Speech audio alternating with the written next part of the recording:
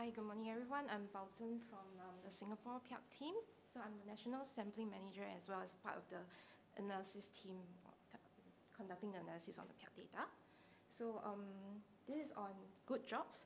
So I realized that this is about linking skills use with skills proficiency, but we actually added this to our model in predicting job-related outcomes as well as social outcomes instead. So hopefully it's still useful to this discussion. Okay, so in terms of setting up the discussion, this is to expand the understanding of what is good jobs. So job quality, we actually expanded this OECD framework on job quality, and then we decided to look at this good jobs framework that we actually created based on our national survey. Yes?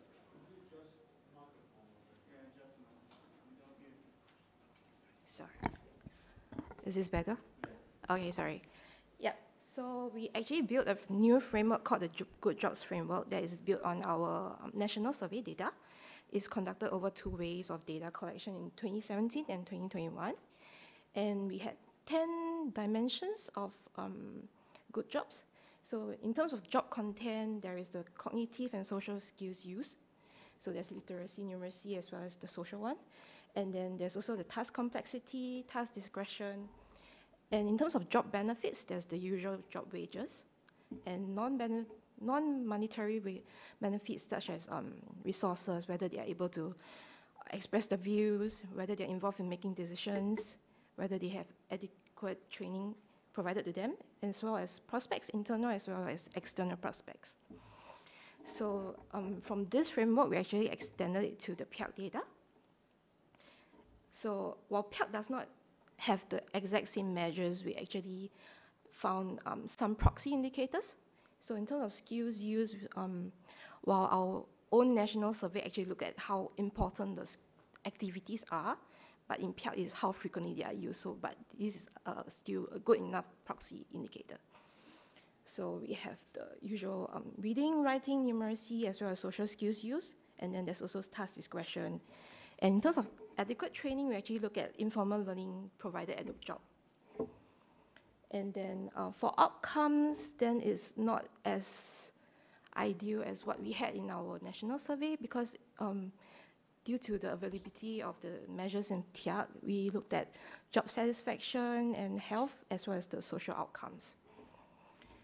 Then because of the data suppression in all the international PUFs, we couldn't do some of our analyses that we actually intended to because some of the controls are missing, such as the sectors, the work hours, the immigration outcomes as well. And most importantly, the wage. Okay, so what can we get from the PIAAC cycle data? We could do some international comparison based on the good job indicators. And we could also extend the regression modeling for the Singapore model by adding the lens of skills proficiency. So over here in Singapore, we can see that benefits of higher wages is only limited to job satisfaction. And job content and resources play a more significant role in well-being and social outcomes. Then lastly, by adding the skills proficiency in the model, it only comes up significant in health and voluntary work participation. But we needed more further work in interpreting these results. Yep. And then we did some further look at the job outcomes by occupations, and we saw that PIAAC actually, they had better job content and better resources, and this is more, they demonstrate better job outcomes. So then we tried to do some of the regression modeling for the international comparison, but because some of the controls are missing, so to take this with a pinch of salt. So then we can see that across different countries, workers with greater autonomy actually report higher levels of job satisfaction. Then skills proficiency, they do not contribute much to the job outcome in this decomposition. Yep.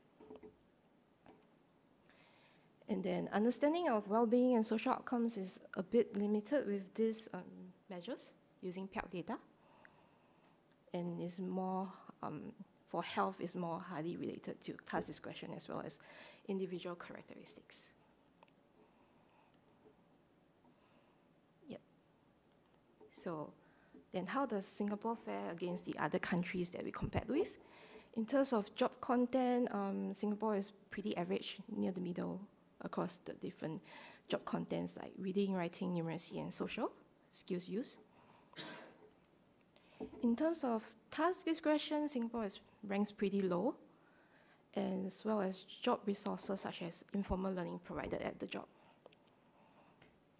Right there with Japan and Korea for informal learning. And then we can see that Finland does very well in terms of task discretion as well as informal learning. And then when we break it down by occupations, we can see that Singapore demonstrates the widest disparity across the occupations. And the PMEs does pretty well across the countries, but non-PMETs, they do not perform pretty like that well in terms of job content. Yep. So for task discretion, we are the lowest across occupations. Only the managers actually perform just slightly above average across the countries, whereas everyone else ranks below average. So in terms of informal learning as well, this is pretty similar, and it actually signals an important area for improvement for Singapore. And when we break down by sectors, we can see that even for high-skill sectors such as the ICT and the finance sector, we compare well for most dimensions, except for task discretion. We still rank pretty low for that. And for low-skill sectors, we are pretty bad. For example, for accommodation and food, as well as wholesale and retail, we can see that Singapore is below average for most of it, whereas even for Finland, they are doing pretty well above average for most of the dimensions that we measured.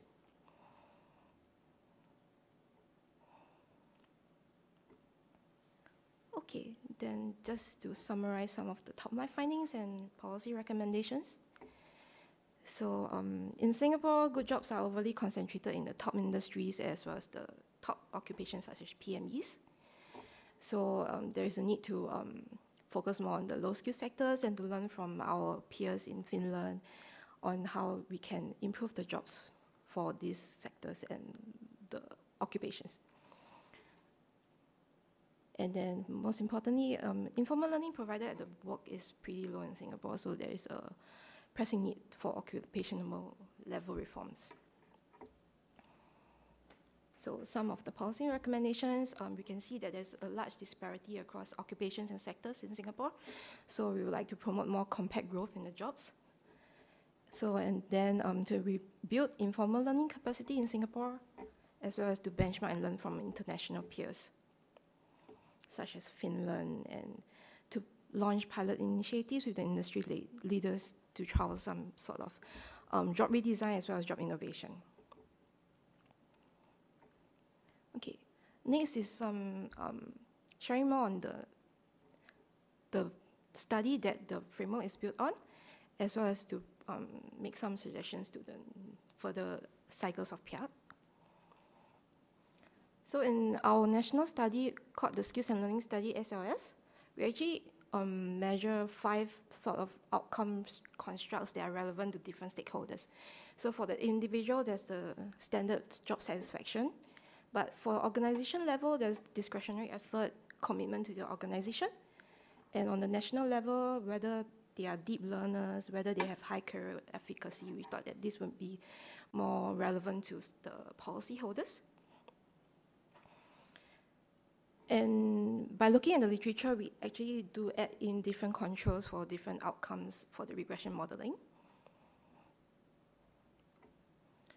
And as we can see, there are distinct patterns in relation to the constructs in predicting the job-related outcomes, such as job satisfaction. So we can see that wage only comes up significant in predicting job satisfaction and commitment to the organization, but not for the other outcomes, such as making effort beyond what is required to you in your job, whether you perform deep learning and whether you have high career efficacy. So task discretion and involvement in your job, whether you are like involved in making decisions, is actually linked to all the outcomes. Task discretion as well and cognitive tasks play a key role in whether they are deep learners. So it highlights that how well the job is designed is very important in learning, and as well as long-term capacity development. So it might be also in improving your skills proficiency. Yep, and what are the desired outcomes that we want? For the dimensions to increase across time and across cycles, as well as compact growth, so there's lower disparity across the occupations and sectors. So some of the recommendations, so we actually came out with this 10-dimension framework that could possibly be incorporated into the future measures in PIAAC, as well as labor market outcomes and social outcomes that might be more aligned to key stakeholder interests, such as discretionary effort, organizational commitment, deep learning, and career efficacy. Yep. And that's all for my presentation.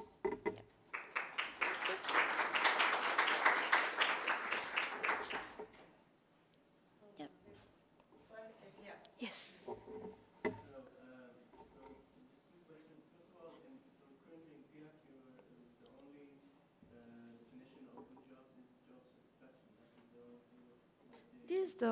That's the only job-related outcome. Okay. And secondly, did you look into cultural aspects? I mean, because you look into satisfaction is such a subjective thing. Is this really, I mean, when you compare Finland to Singapore, etc., do they define satisfaction in different ways? So the measurements can be really, really different. Yeah, so actually the regression modeling is conducted individually for each country. So, yes. Same situation, but one person can define it as satisfying and another cannot. And it's closely related to cultural aspects. We know it from happiness measurements outside internationally. So maybe it's a cultural thing, but I don't know how to check. Yeah, we looked into that. Yes, thank you. Yes.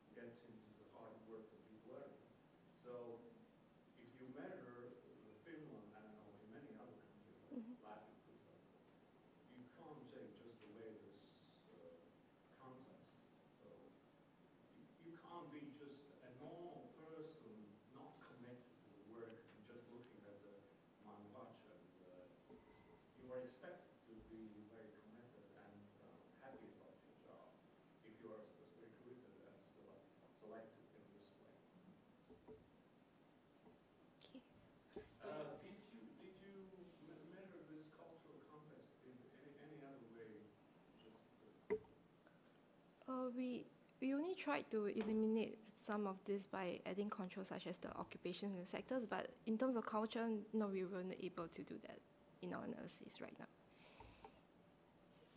Yes, the lady at the back. Sorry.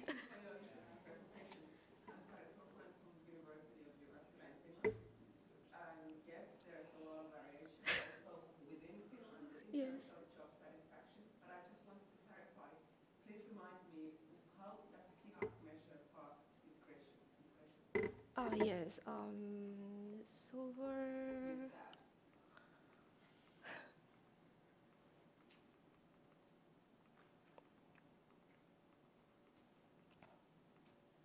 It's over here. Whether you're able to change how you work, the speed, and the sequence, and the work hours. Yeah. Looking forward to it.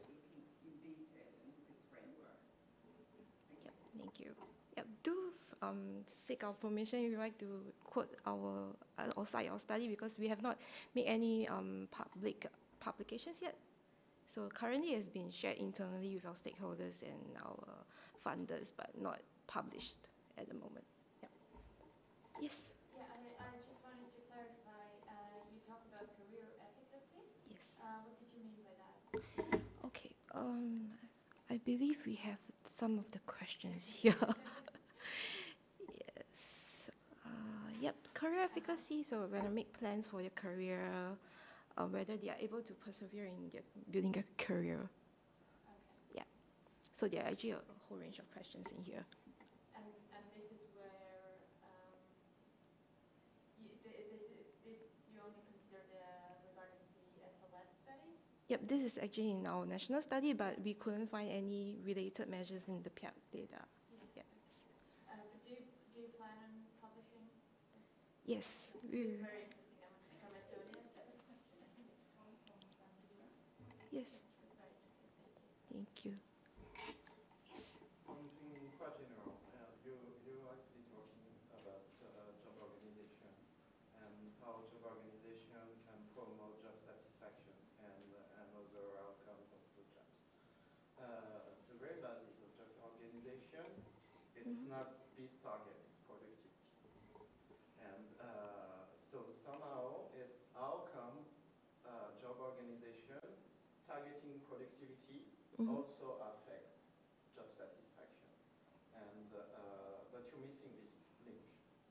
You're missing the talk about job productivity. And Yes. we don't have much in PIAAC about job productivity. You're using always items and so on. I'm not entirely sure there are items related to job productivity, but if you find some, and just try to include this, because that's the main target Yes. of job organization. It's not job satisfaction, it's productivity. Maybe job satisfaction is the channel for that. Maybe that's also a secondary target, but the main target is productivity. And you could think, for instance, that task discretion is that it could be set very low for productivity reasons. And so just keep in mind that the optimization program of the firm, of work organization is supposed to be productivity, and that could be a channel which set this different inputs. Yes, so we do understand that for companies, they're most interested in productivity, but because this is an individual survey, so it's a bit hard to measure productivity. And so over here, we actually try to measure it as a proxy using discretionary effort as well as commitment. And I do understand OECD actually use GDP for national comparisons, but yes. It's kind of hard to have it as the proxy at the individual level, and right here I don't have this set of all items in mind, so I'm not sure, and to be honest I don't think so, but mention it at the beginning, because that's Yeah, sure. So that's actually the role for job organization. That's productivity. Yeah, so back here, this is, I think there's this side note here on productivity, but this is, yeah, so this is actually in SLS, it wasn't mentioned right at the front because we couldn't find any available measure in PIAAC. Yeah. Thank you. Yeah. Any more questions? Thank you. I do appreciate the interest in our framework. Yes, thank you.